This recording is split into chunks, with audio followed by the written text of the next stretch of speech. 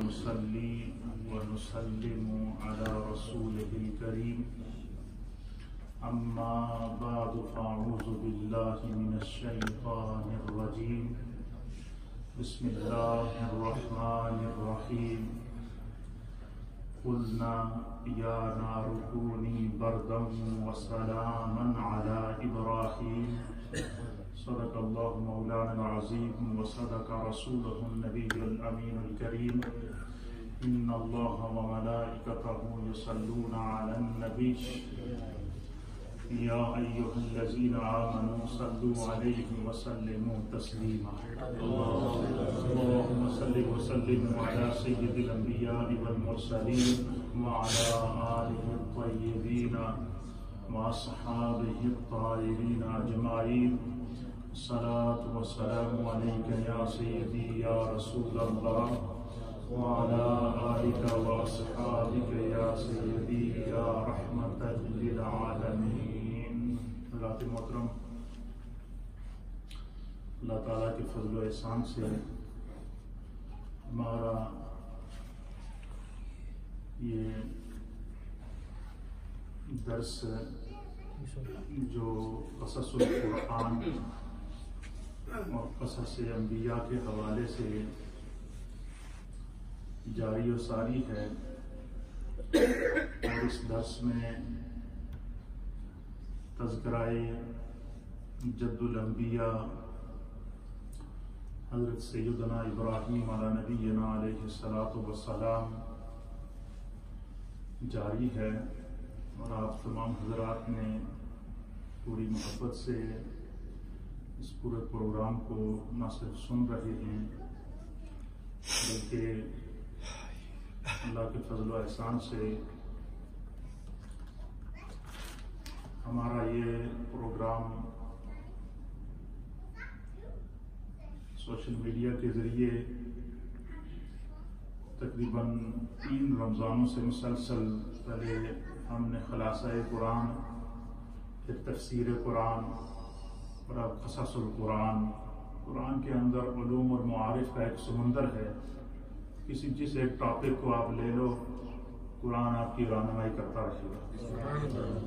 حضرت ابراہیم علیہ السلام کی پیدائش کے مناظر میں نے آپ کی خدمت میں پیش کیے تھے کل، اور یقیناً آپ کو یاد ہوں گے، اور قرآن کریم فرقان مجید کی جن آیات اور جن صورتوں میں حضرت سیدنا ابراہیم علیہ السلام کا تذکرہ کیا گیا وہ میں نے آپ کی خدمت میں بیان کیا تھا. اللہ تعالیٰ نے حضرت سیدنا ابراہیم علیہ السلام کو، کیونکہ آپ کے وجود سے آگے اللہ نے نسل انبیاء پوری چلائی ہے، بنی اسرائیل میں جتنے انبیاء پیدا ہوئے ہیں وہ بھی آپ کی اولاد میں سے ہیں، اور جناب سید العالمین محمد رسول اللہ صلی اللہ تعالیٰ علیہ وسلم جو حضرت سیدنا اسماعیل علیہ السلام کی اولاد سے پیدا ہوئے، یہ بھی حضرت اسماعیل علیہ السلام کی اولاد میں سے ہیں. تو گویا آپ کی جو ذات ہے وہ مجمع البحرین ہے. مجمع البحرین عربی اصطلاح میں اس جگہ کو کہتے ہیں کہ جس جگہ پہ آ کر 2 سمندر مل جائیں، جہاں پہ 2 سمندروں کو مل جائیں اس کو عربی میں کہتے ہیں مجمع البحرین. اور ہمارے ہاں کشمیر میں ایک جگہ ہے مظفر آباد ہے. مظفر آباد میں جو شہر ہے، مظفر آباد شہر سے جیسے ہی باہر نکلیں تو مظفر آباد شہر کے اوپر جو دریا ہیں وہ 2 دریا گٹھیا کر لیتے ہیں. ایک دریائے جہلم ہے اور ایک دوسرا دریا آتا ہے دریائے پنچ کی طرف سے، اور 2 دریا جو ہے نا وہ آ کر وہ ان 2 دریا کا ایک جگہ پہ مظفر آباد کے اندر میلاب ہوتا ہے، اور اس جگہ کا نام رکھا گیا ہے 2 میل. کیا نام ہے؟ 2 میل، کہ جہاں پر 2 دریا آپس میں ملے ہیں. اسی طریقے سے جہاں پر 2 سمندر ملیں تو اس کو مجمع البحرین کہتے ہیں. تو اسی طریقے سے بنی اسرائیل سے آنے والے جتنے نبی ہیں وہ بھی حضرت ابراہیم علیہ السلام کی اولاد میں سے ہیں، اور جناب سرکار دو عالم صلی اللہ علیہ وسلم چونکہ آپ حضرت اسماعیل علیہ السلام کی اولاد میں سے ہیں، اور سیدنا اسماعیل علیہ السلام کی اولاد میں سے صرف اللہ تعالیٰ نے ایک نبی پاک صلی اللہ علیہ وسلم کو پیدا کروایا. تو گویا آپ کی انفرادیت کو اللہ تعالیٰ نے نسل ابراہیمی کے اندر بھی اللہ تعالیٰ نے نبی پاک صلی اللہ علیہ وسلم کی جو انفرادیت ہے اس کو قائم رکھا ہے. تو آپ کی ذات اس اعتبار سے آپ کو جد الانبیاء کہتے ہیں، اور بعض مفسرین نے آپ کو ابو الانبیاء کہا ہے، انبیاء کے والد، انبیاء کے بعد. اسی طریقے سے جب حضرت ابراہیم علیہ السلام باہر آئے تو آپ کا جو چچا تھا اس کا نام تھا آزر. کیا نام تھا؟ قرآن حکیم فرقان مجید میں اس طریقے سے ان کو اس واقعے کو بیان کیا ہے سورہ مریم کے اندر کہ اذ قال لأبیہ یا اذ قال ابراہیم لأبیہ آزر. یہ سورہ ابراہیم کے اندر یہ جو ہے وہ دوسری سورت کے اندر ہے. میں ابھی حوالہ دیکھ کے آپ کو بتاتا ہوں کہ قرآن پاک کی یہ آیت ہے کہ اللہ تعالیٰ نے کیا فرمایا کہ اذ قال ابراہیم لأبیہ آزر، کہ ابراہیم علیہ السلام نے اپنے باپ آزر سے کہا. اب یہاں اس سے بعد مفسرین نے یہ کہا کہ کیا آزر ابراہیم علیہ السلام کا والد تھا؟ تو مفسرین نے لکھا کہ نہیں، حضرت ابراہیم علیہ السلام کے والد کا نام آزر نہیں تھا، آپ کے والد کا نام طارق تھا. کیا نام تھا؟ عربی زبان کے اندر اب کا لفظ چچے کے لیے بھی استعمال ہوتا ہے، دادے کے لیے بھی استعمال ہوتا ہے. جیسے کہ نا فلاں شخص کے آبا و اجداد. آبا و اجداد کا معنی کہ اس کے جو والدین اور اس کی جو نسل جس سے وہ تعلق رکھتا ہے. اسی طریقے سے آپ نے دیکھا ہوگا کہ اس کو آسان سمجھنے کے لیے ہمارے اپنے معاشرے کے اندر جو چچا ہوتا ہے یا تایا ہوتا ہے اس کو چچا ابو کہتے ہیں یا تایا ابو کہتے ہیں یا چھوٹا ابو کہتے ہیں یا بڑا ابو کہتے ہیں. اس طرح کی اصطلاحیں استعمال کرتے ہیں یا نہیں کرتے ہیں؟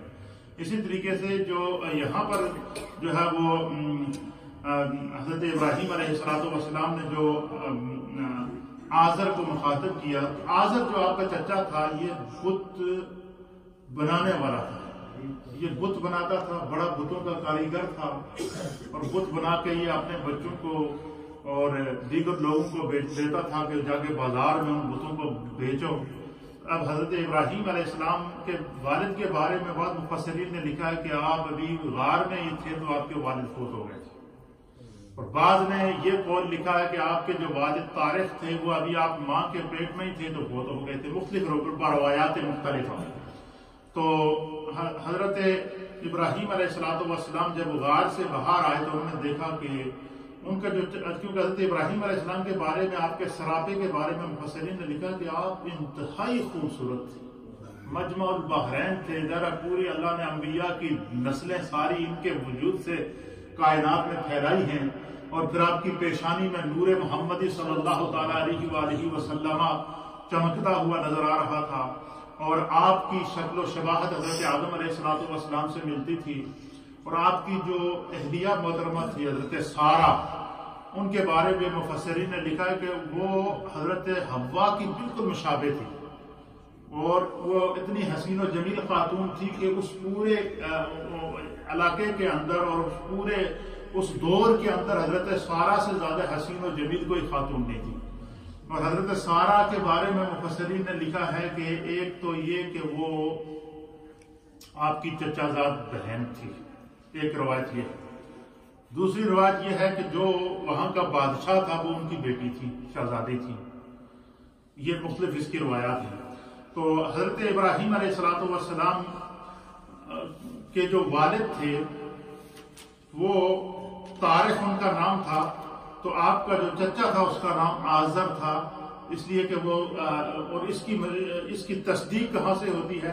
کیونکہ وہ بت پرست تھا، آپ پر ایمان نہیں لایا تھا، اور یہ بات متحقق ہے، قرآن نے بھی اس طرف اشارہ فرمایا ہے. تو مفسرین نے لکھا کہ یہ آزر آپ کا چچا تھا، آپ کا والد نہیں تھا. عربی میں اب کا لفظ والد کے لیے استعمال ہوتا ہے. اس کی وجہ یہ ہے کہ حضرت ابراہیم علیہ السلام نے سورہ ابراہیم کے اندر، جس کو ہم ہر روز نماز کے اندر دعا کو پڑھتے ہیں، اللہ تعالیٰ کی بارگاہ میں دعا پڑھتے ہیں، ربی جعلنی مقیم الصلاۃ ومن ذریتی ربنا وتقبل دعاء ربنا اغفر لی ولوالدی وللمؤمنین یوم یقوم الحساب. تو حضرت ابراہیم علیہ السلام ہمیشہ یہ اللہ کی بارگاہ میں دعا کرتے تھے کہ بار الہ میری مغفرت فرما ولی والدی اور میرے والدین کی مغفرت فرما. آپ کے والد کے بارے میں لکھا ہے کہ وہ فطرت اسلام کے اوپر آپ کا دور تھا، یعنی آپ سے پہلے جو نبی تھے آپ ان کے اوپر ایمان رکھتے تھے. پھر جو ہے وہ حدیث پاک کے اندر بھی آتا ہے، اور اس حدیث کو جو ہے وہ صاحب روح البیان نے اور صاحب روح المانی نے بھی نقل فرمایا ہے. پھر علامہ سید محمود آلوسی رحمۃ اللہ علیہ نے روح المانی کے اندر اس حدیث کو نقل فرمایا ہے کہ آپ فرماتے ہیں کہ آزر حضرت ابراہیم علیہ السلام کا والد نہ تھا. صاحب روح المانی کیا کہتے ہیں کہ آزر جو تھا یہ حضرت ابراہیم علیہ السلام کا والد نہیں تھا بلکہ آپ کا چچا تھا. ان کا دعویٰ ہے کہ حضور نبی اکرم صلی اللہ تعالیٰ علیہ وآلہ وسلم نے اپنا نسب بیان کرتے ہوئے حضور علیہ السلام نے اپنا نسب بیان کرتے ہوئے حدیث کے اندر خود سرکار دو عالم صلی اللہ علیہ وسلم نے بیان فرمایا کہ اللہ کے حبیب علیہ السلام نے فرمایا کہ لم ازل انقل من اصلاب الطاہرین الى ارحام الطاہرات والمشرکون نجس. حضور علیہ السلام نے اپنی حقیقت اور اپنے نسب اور اپنی اصلیت کو بیان کرتے ہوئے میرے آقا نے فرمایا کہ میں ہمیشہ پاکیزہ پشتوں سے پاکیزہ رحموں میں منتقل ہوتا رہا. اللہ تعالیٰ نے مجھے ہمیشہ حضور علیہ السلام نے فرمایا کہ میرے والد عبداللہ سے لے کر حضرت آدم علیہ السلام تک جتنا میرا سلسلہ نسب ہے، حضور نے فرمایا کہ سارے کے سارے جو ہے یہ پاکیزہ نسب تھے، پاکیزہ لوگ تھے اور صاحب فطرت لوگ تھے، اور اپنے اپنے دور کے انبیاء پر آپ کا ایمان تھا.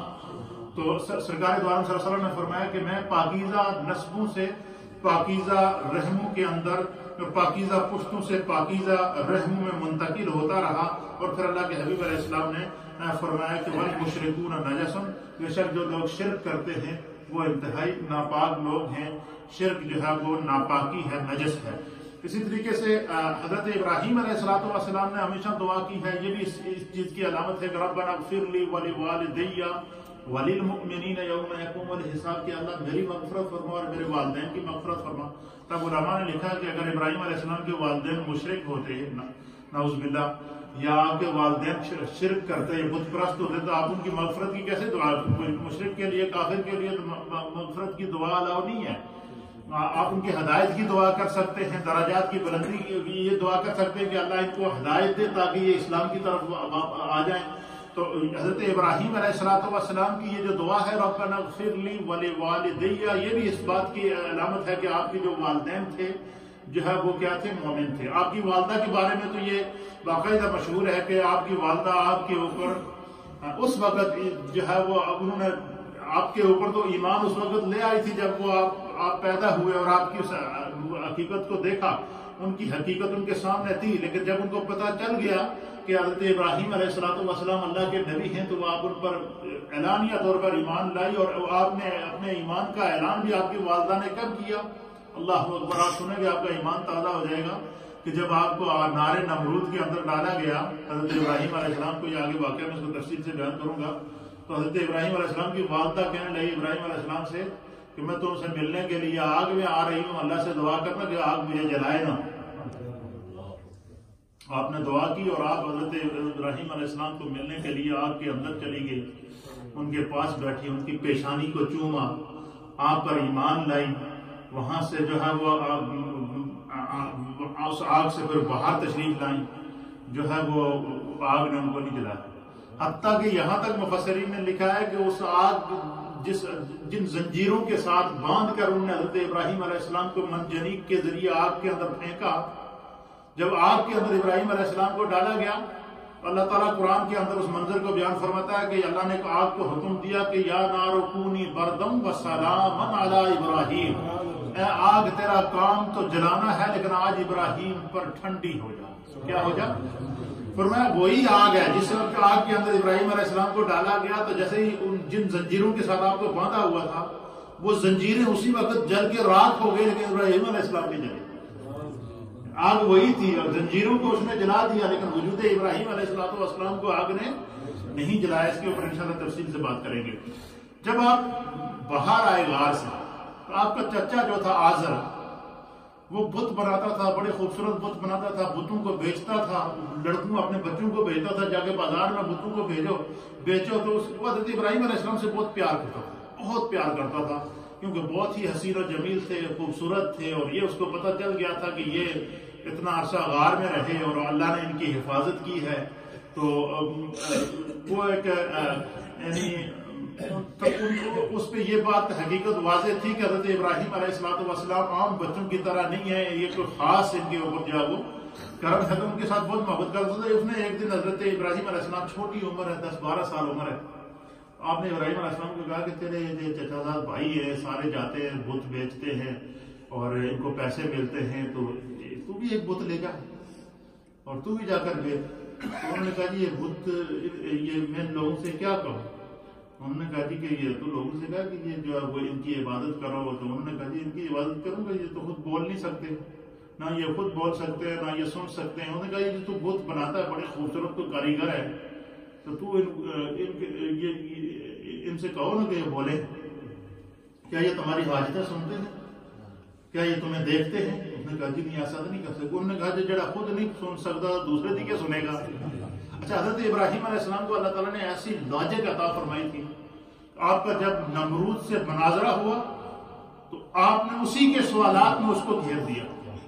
اسی طریقے سے آپ کے چچا آزر کے ساتھ جب آپ کا جو ہے وہ مناظرہ ہوا تو آپ نے اسے کہا جی کہ یہ بت جو اتنے خوبصورت تو نے بنائے یہ سنتے ہیں؟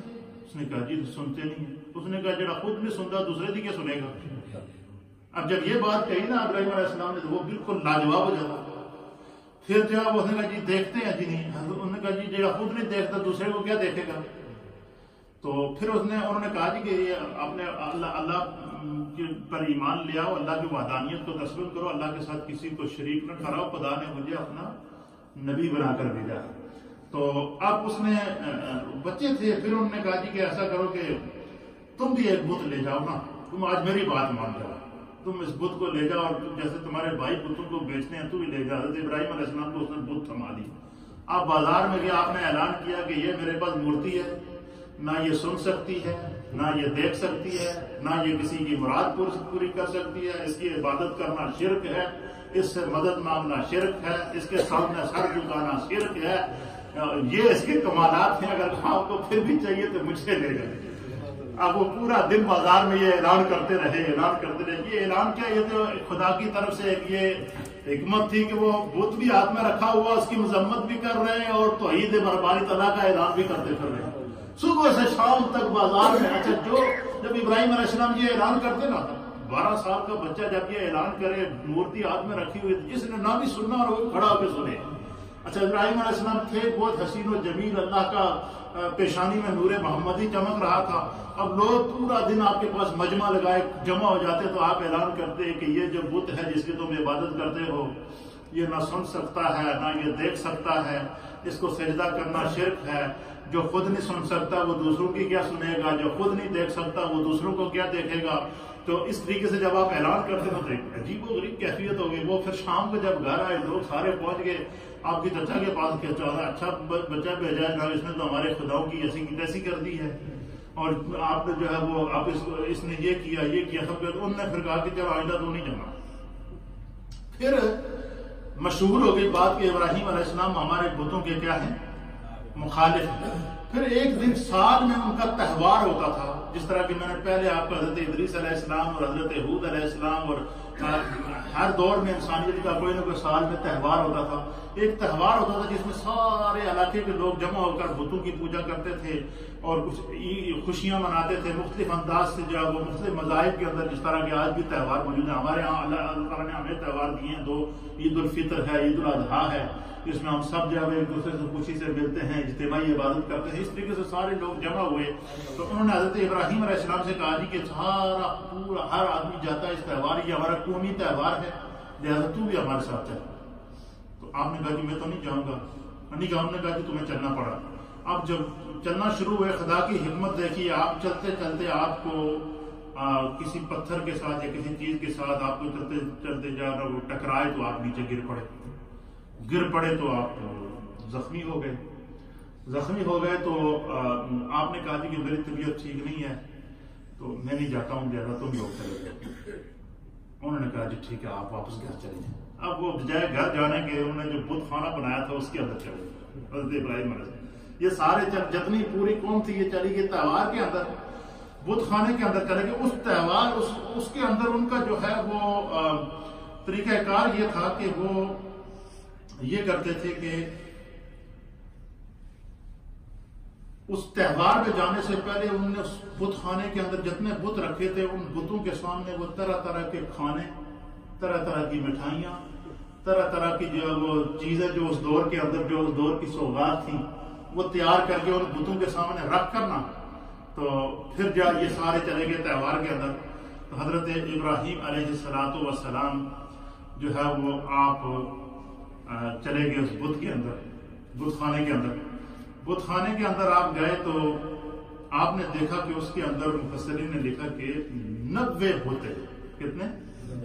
90 چھوٹے چھوٹے بت ہیں اور ان میں ایک ان کا بڑا بت ہے۔ ہر ایک کے آگے انہوں نے مٹھائیوں کے تھال رکھے ہوئے ہیں، طرح طرح کے کھانے بنا کے رکھے ہوئے ہیں۔ حضرت ابراہیم علیہ السلام نے سب سے پہلے جا کے ان بتوں کو کہا کہ جڑے تہاڈے سامنے طرح طرح دی خوراکاں آئیاں کھاؤ نہ انہوں کھاندے کیوں نہیں ہو؟ آپ نے ان کو مخاطب کیا بتوں کو کہ ان کو کھاؤ،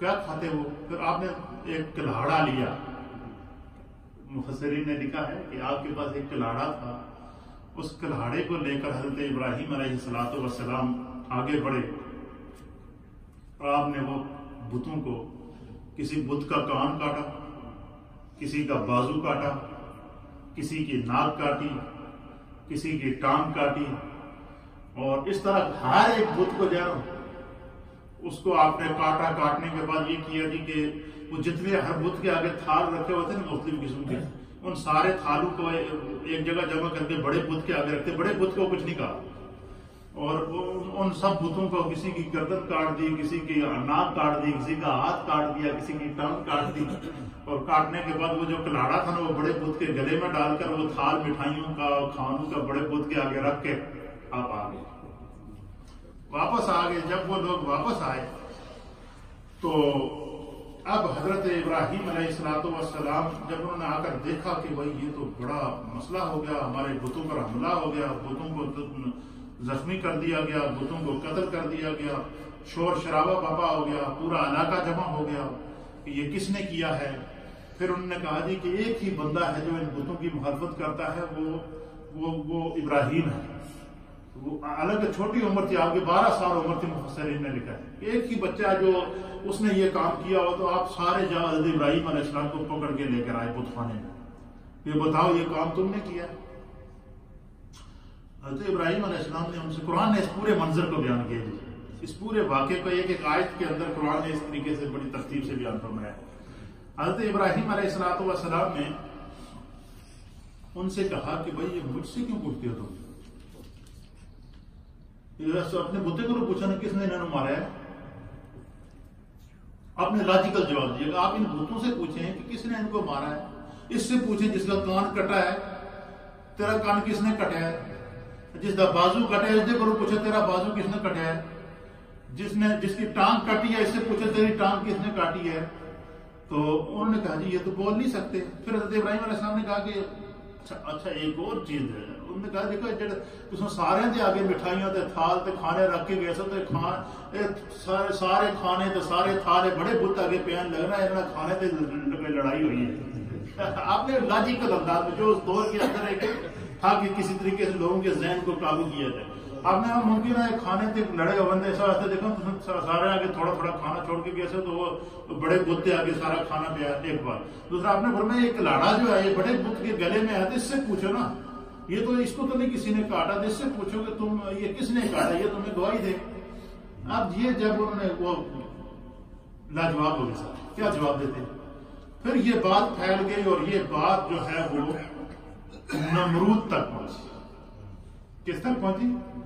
اچھا نمرود تک پہنچنے سے پہلے ایک اور مفسرین نے واقعہ لکھا ہے کہ نمرود کیا کرتا تھا، اس نے جتنے یہ مفسرین نے لکھا کہ دنیا کا یہ سب سے پہلا عامر تھا، عامر مطلق سب سے پہلا یہ عامر تھا جس نے تمام جو اسباب اور ذرائع تھے، جتنی رزق کی جو ہے وہ جتنے بھی خزانے تھے وہ سارے اس کے قبضے میں تھے. لوگوں کو کہتا تھا کہ مجھ سے آ کر یہاں سے لے جاؤ کھانے کے لیے چیزیں، لیکن اس سے پہلے آ کر مجھے سجدہ کرو، میرے رب ہونے کا اعلان کرو، پھر میں تمہیں کھانا دوں گا، پھر میں تمہیں گندم دوں گا، پھر میں تمہیں چیزیں دوں گا، لے کر جانا. تو لوگ جاتے تھے ان کے پاس لے کر رہتے تھے. حضرت ابراہیم علیہ السلام کی والدہ نے آپ سے کہا جی کہ گھر میں کھانے کے لیے پکانے کے لیے نہیں ہے کچھ، تو آپ شاہی دربار میں چلے جائیں، نمرود کے دربار میں چلے جائیں اور وہاں سے کیا ہوگی گندم لے کر آئیں، کھانا لے کر گندم لے کر آئیں تاکہ جاؤ وہ. اب وہ لوگ لائن میں جا رہے ہیں تو جس کے جو آگے جاتا اس سے نمرود پوچھتا کہ میں کون ہوں، وہ اسے کہتے کہ تو ہمارا رب ہے. تو وہ ان سے کہتا مجھے سجدہ کرو، تو لوگ اس کو سجدہ کرتے. تو پھر وہ کہتا کہ تمہارا رب کون ہے، تو لوگ اسے کہتے کہ تو ہمارا رب ہے. یہ کرتے کرتے کرتے ابراہیم علیہ السلام کی باری ہے. ابراہیم علیہ السلام کی باری آئی تو اس نے دیکھا ابراہیم علیہ السلام کو چھوٹا بچہ ہے، اور ان سے اس نے کہا جی کہ تمہارا رب کون ہے؟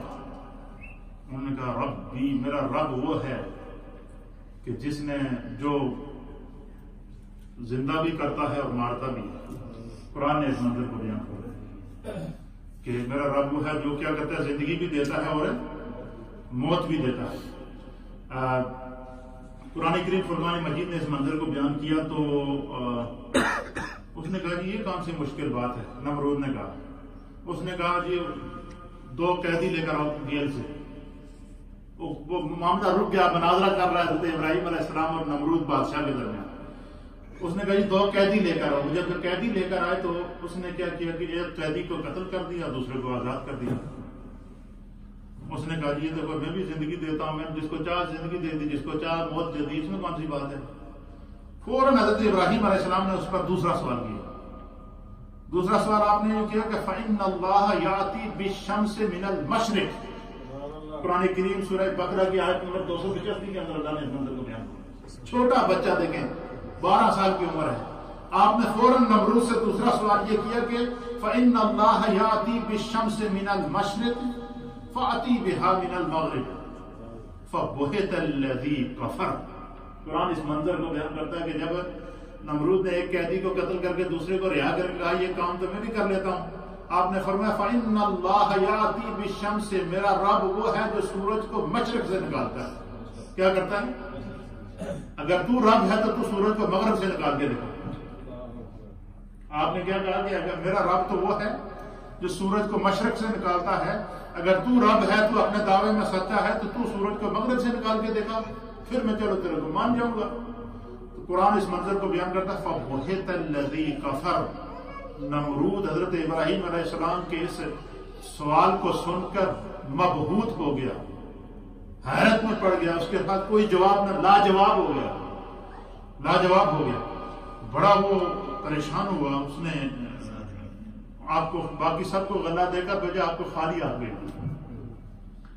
پھر کیا ہوا؟ پھر یہ جو بتوں کا آغاز، اس کے بعد یہ بتوں کا حادثہ پیش آیا، یہ بات پھیل گئی، پھر نمرود تک پہنچ گئی کہ اس طرح جو سب سے بڑا بت خانہ تھا اس پر حملہ کر دیا ہے، اور یہ سب کا شک ہے کہ یہ حملہ ابراہیم نے کیا ہے. لیکن ابراہیم سے ہم نے پوچھا تو ابراہیم نے کہا جی بتیں کو پوچھو کس نے کپیا تم، وہ ہمیں نہیں بتا رہا. تو نمرود نے کہا جی کہ ایسا کرو کہ وہ کیا کیا جائے. اس نے اجلاس بلایا. اس نے کہا سب سے پہلے تو ایسا کرو کہ جب تک ہم کوئی فیصلہ کرتے آپ ابراہیم کو قید کر لو. کیا کر لو؟ قید کر لو ابراہیم علیہ السلام کو. حضرت ابراہیم علیہ السلام کو ایک کمرے کے اندر کیا کر دیا؟ قید کر دیا گیا.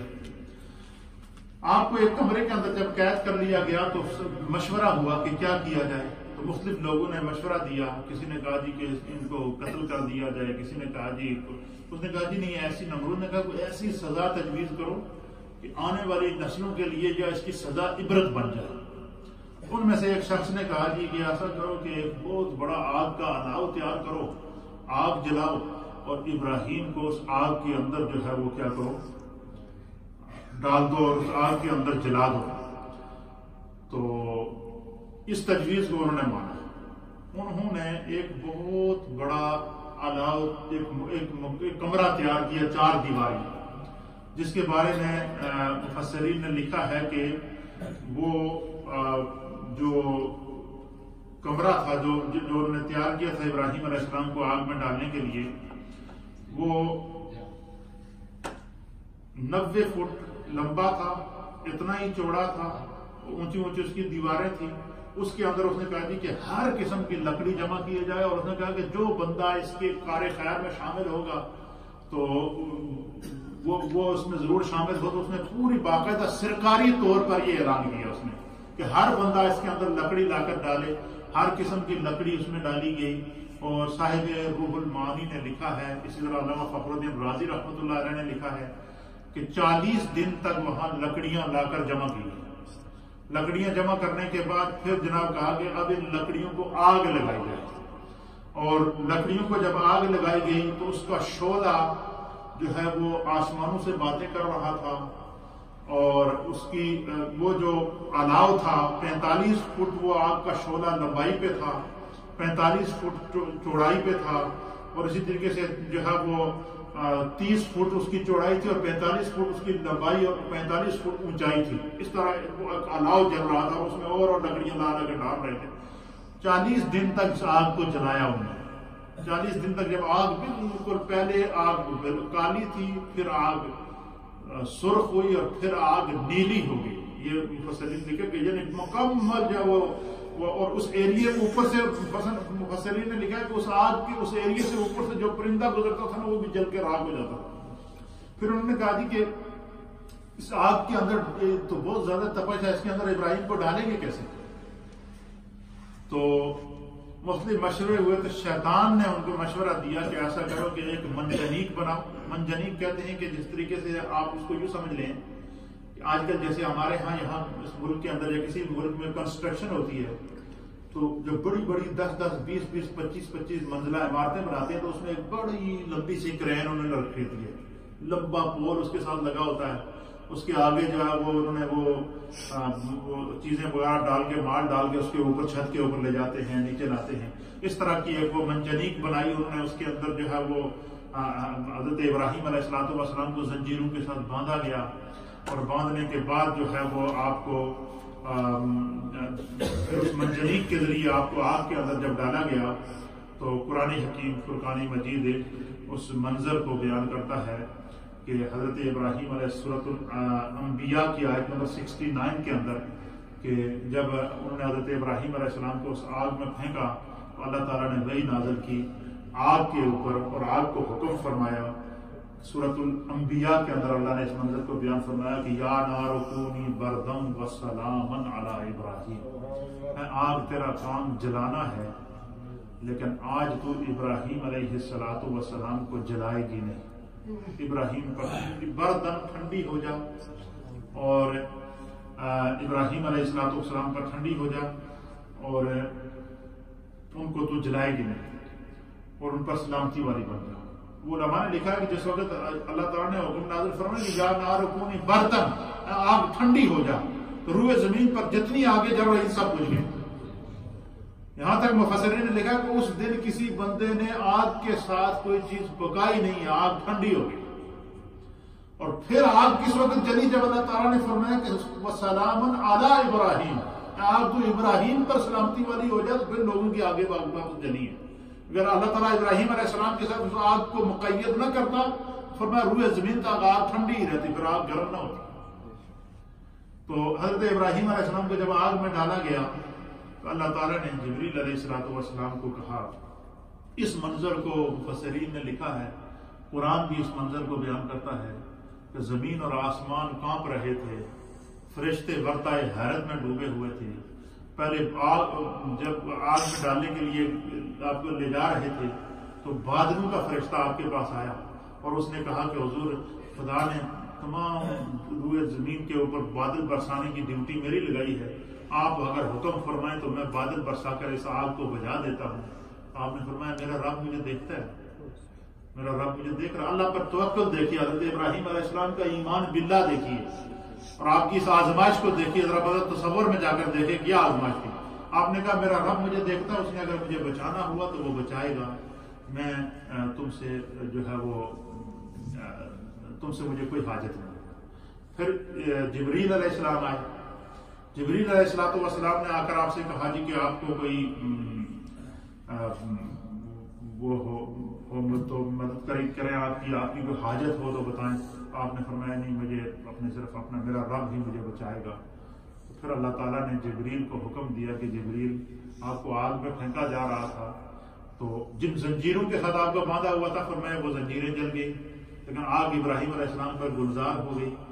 مفسرین نے لکھا کہ اللہ تعالیٰ نے حضرت جبریل سے کہا کہ جنت سے ایک ریشم کا لباس لے جاؤ اور ایک جنتی قالین لے جاؤ.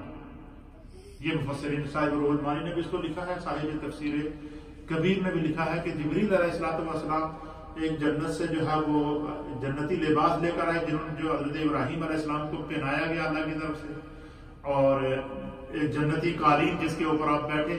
اس آگ کو اللہ نے آپ کے اوپر گلزار کر دیا. آگ جل رہی ہے, وہ سارے بیٹھے انتظار کر رہے ہیں, خوشیاں منا رہے ہیں کہ ابراہیم جل گئے ہوں گے. یہ آگ ایک دن نہیں, 2 دن نہیں, 40 دن تک جلتی ہے. 40 دن حضرت ابراہیم علیہ السلام کیا رہے, اس آگ کے اندر رہے 40 دن تک. بعض روایات کے مطابق 50 دن تک آپ اس آگ کے اندر رہے.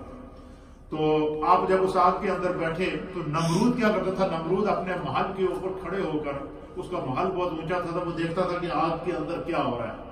اس نے جب دیکھا منظر تو بڑا عجیب و غریب منظر, آگ کے اندر نور ہی نور ہے. حضرت ابراہیم علیہ السلام ایک خوبصورت نورانی قالین پر تشریف فرما ہے. آپ کے ارد گرد اللہ تعالیٰ نے گلاب کے پھول, نرگس کے پھول اور جتنے پھولوں کی اقسام ہیں پھول آگ کے اندر اللہ نے اگا دیے. آگ کو گلزار بنا دیا. گلزار کے کہتے ہیں پھولوں کے باغ کو, پھولوں کے جو باغیچے ہوتے ہیں ان کو کیا کہتے ہیں, گلزار کہتے ہیں.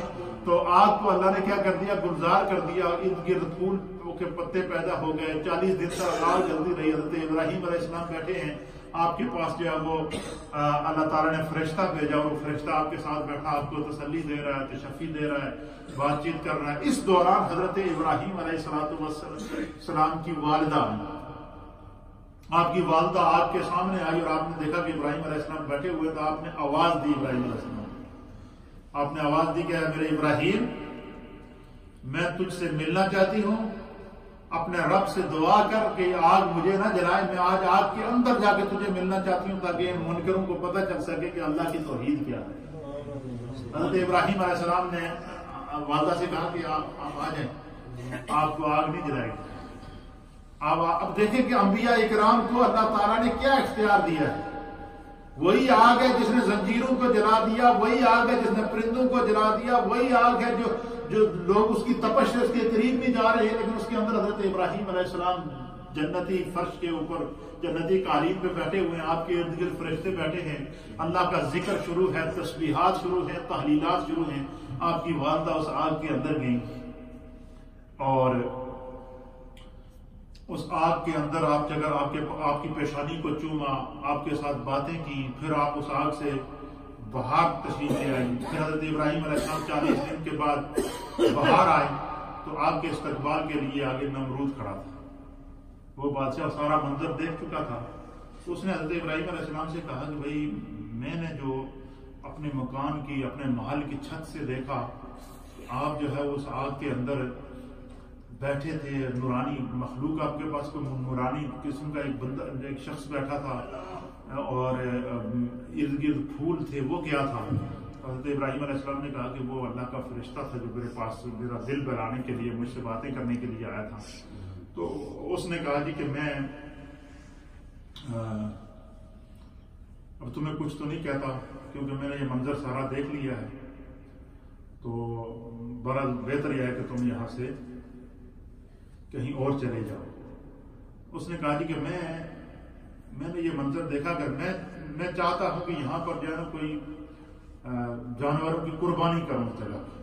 تو حضرت ابراہیم علیہ السلام نے کہا کہ قربانی اسی کی اللہ کی بارگاہ میں قبول ہوتی ہے جو اس پر ایمان لاتا ہے.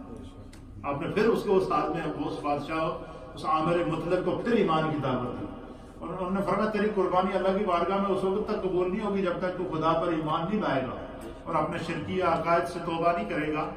تو خیر وہ نہیں مانا, لیکن اس نے پھر بھی وہاں مفسرین نے لکھا کہ جانور ذبح کر کے قربانی دی. پھر حضرت ابراہیم علیہ السلام پر آپ کے چچا زاد بھائی تھے حضرت لوط علیہ السلام, آپ کے چچا زاد بھائی تھے حضرت لوط علیہ السلام, اور حضرت سارا کے بارے میں، حضرت سارا کے بارے میں لکھا ہے کہ ایک تو لکھا ہے کہ یہ آپ کی چچا کی بیٹی تھی، وہ اسی وقت آپ پر ایمان لے آئی، جیسے آپ کو آج کے اندر آپ دیکھا نا جو محفوظ ہیں آپ پر کلمہ پڑھ لیا۔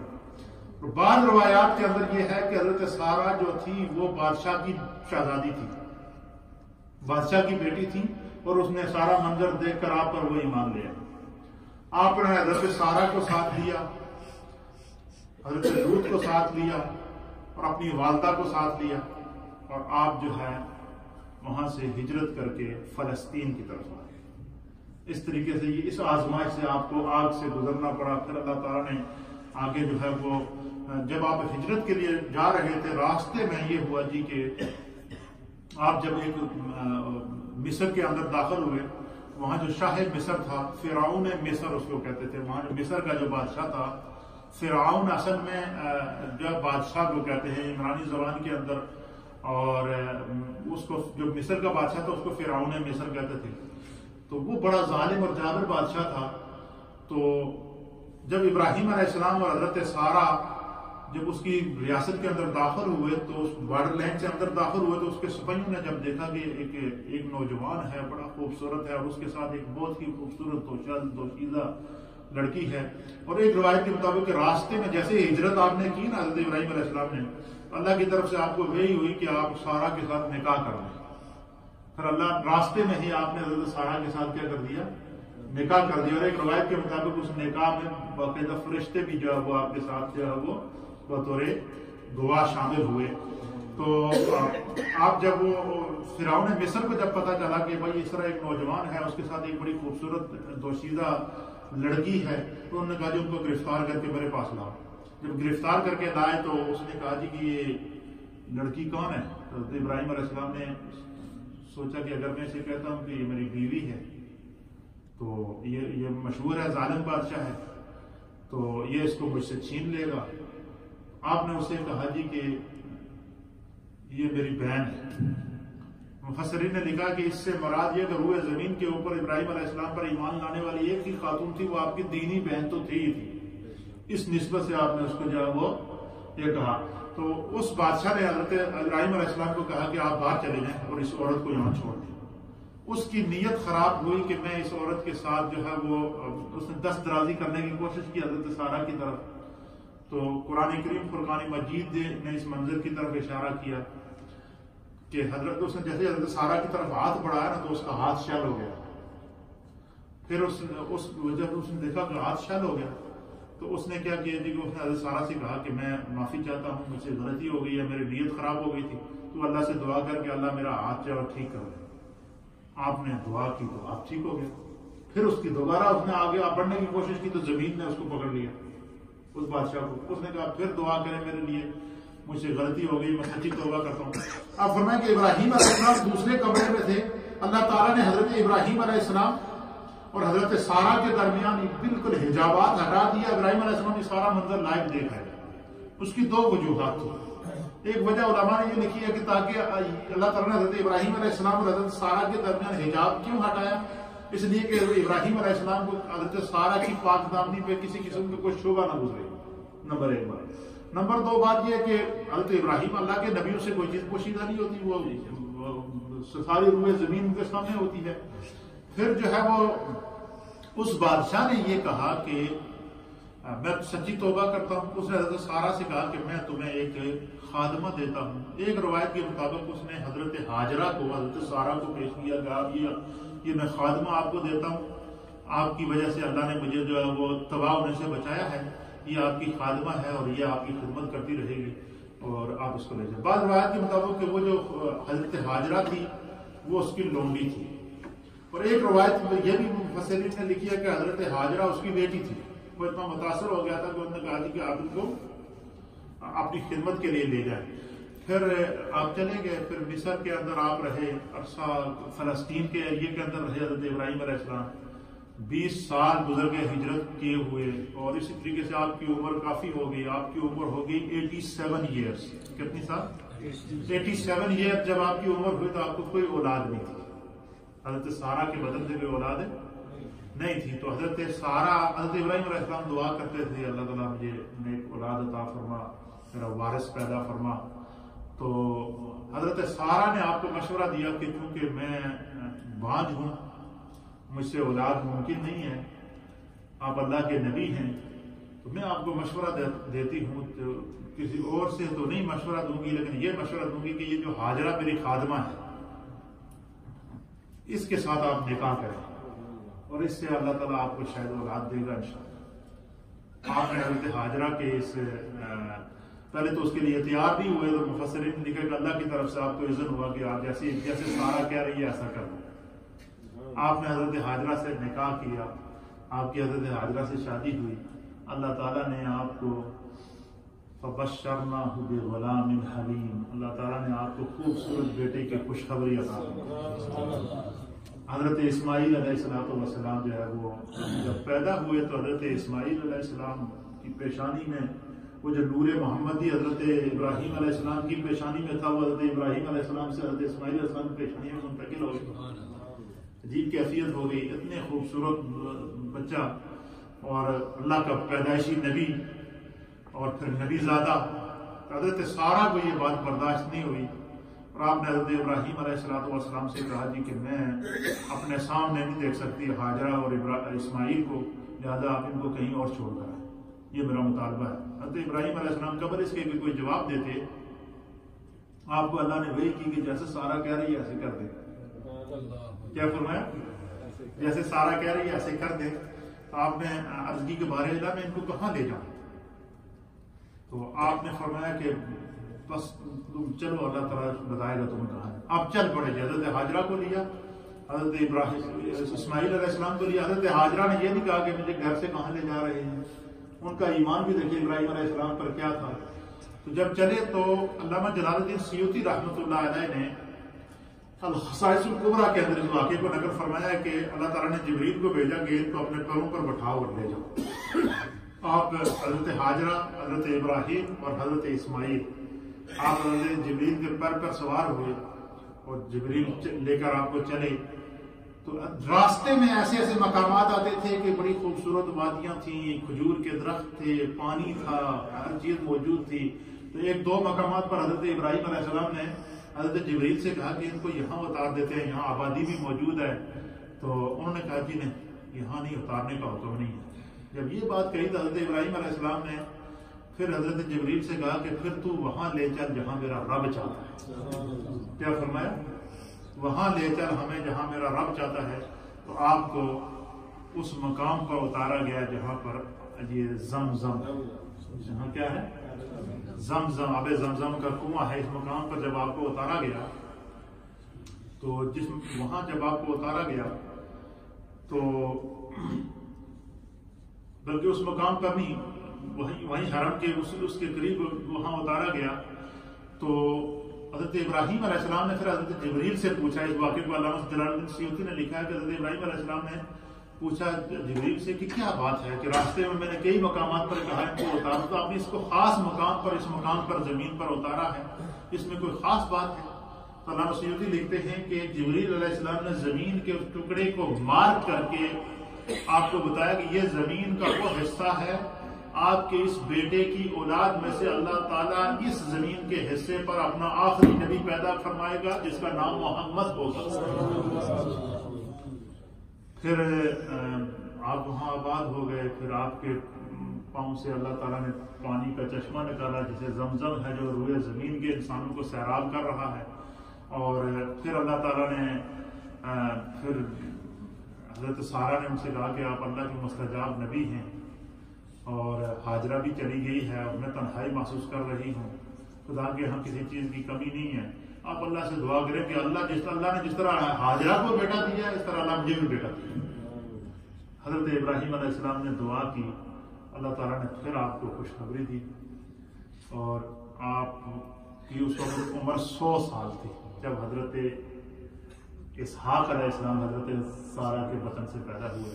اس طریقے سے پھر حضرت اسحاق سے جتنے بنی اسرائیل کے جتنے انبیاء چلے ہیں حضرت اسحاق کی اولاد میں سے ہیں، اور حضرت اسماعیل علیہ السلام کی جو ہے وہ اولاد سے پھر جو ہے وہ حکم ہوا۔ آپ دیکھیں کہ اللہ کی طرف سے آزمائش ہوئی، فرمایا کہ اس بیٹے کو اللہ کے راستے میں قربان کرو، پہلے اپنے آپ کو قربان کرو، آگ میں پھینک اپنے آپ کو ڈال دیا، پھر اللہ کی طرف سے آزمائش ہے کہ اپنے بیٹے اسماعیل کو قربان کرو، ان کو قربان کر دیا۔ پھر اسماعیل علیہ السلام کے گلے پر چھری چلانے کے لیے تیار ہو گئے۔ پھر جنت سے اللہ تعالیٰ نے مینڈا بھیجا، ان کی قربانی کو قبول کیا۔ تو حضرت ابراہیم علیہ السلام کو اللہ تعالیٰ نے یہ آپ پر خاص خدا کی طرف سے کرم تھا کہ اللہ تعالیٰ نے جو ہے وہ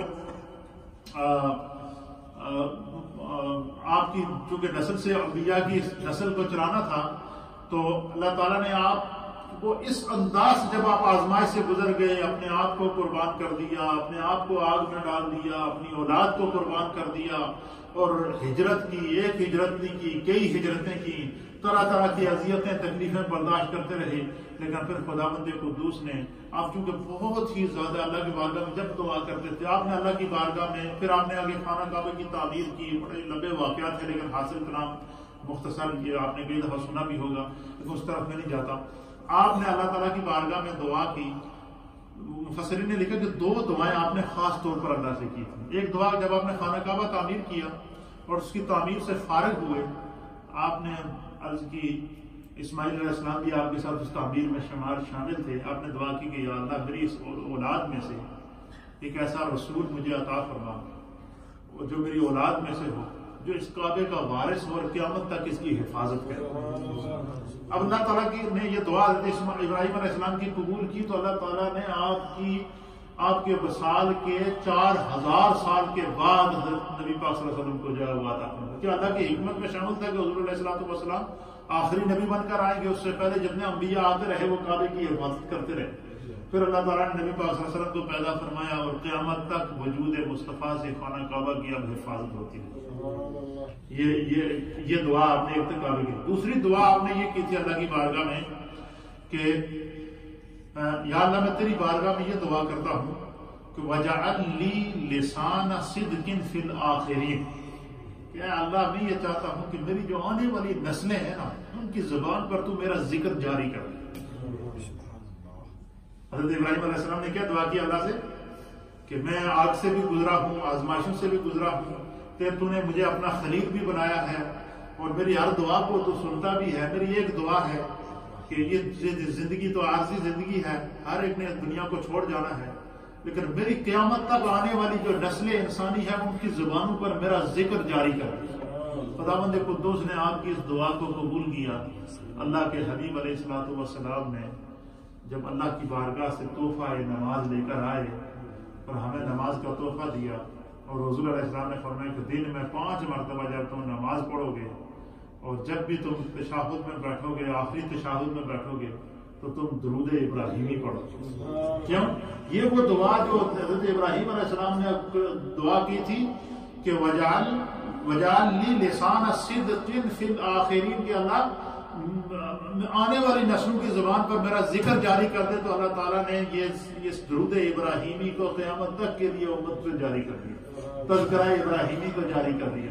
اللہ کے حبیب علیہ الصلوۃ والسلام حضرت ابراہیم علیہ السلام کا ذکر پوری بڑی محبت کے ساتھ ہے اور بڑے احترام کے ساتھ اور بڑی الفت کے ساتھ کیا کرتے تھے۔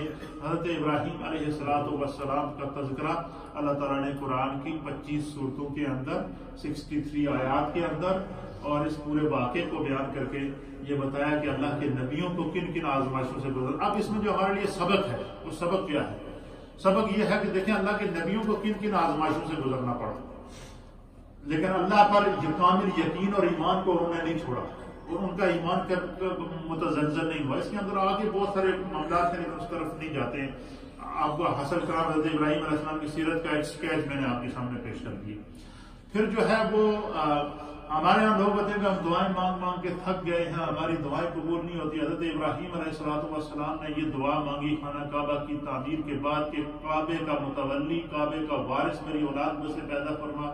اللہ تعالیٰ نے حضرت ابراہیم علیہ السلام کی اس دعا کو 4000 سال کے بعد نبی پاک کی صورت میں قبولیت کا اظہار کیا۔